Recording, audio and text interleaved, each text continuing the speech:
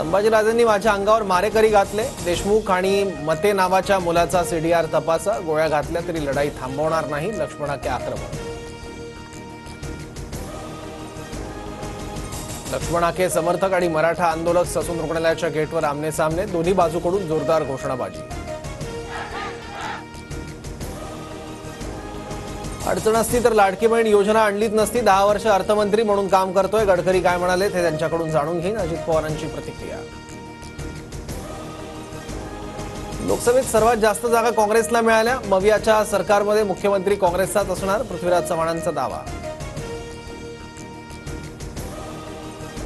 चाकण एमआयडीसीतून कंपन्या राज्याबाहेर गेल्याची अफवा। निवडणूक जवळ आल्यानं विरोधकांकडून आरोप सुरू। अजित पवारांची प्रतिक्रिया। केंद्रीय गृहमंत्री अमित शहा आज मुंबई आणि नवी मुंबई दौऱ्यावर। मुंबईतील आमदार खासदारांसोबत दुपारी बैठक। विधानसभेच्या तयारीचा आढावा घेणार।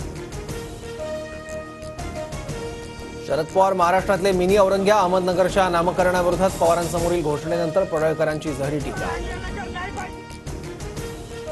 फडणवीसांनी काही छोटे नेते पाळलेत। मंत्रिपदासाठी हे लोक बोलतात। पडळकरांच्या पवारांवरील टीकेनंतर रोहित पवारांचा हल्लाबोल। संभाजीनगरातील कन्नड विधानसभेवर अजित पवारांकडून दावा। अजित पवारांचा व्हिडिओ व्हायरल। संतोष कोल्हेंना कन्नड विधानसभा लढण्याच्या सूचना।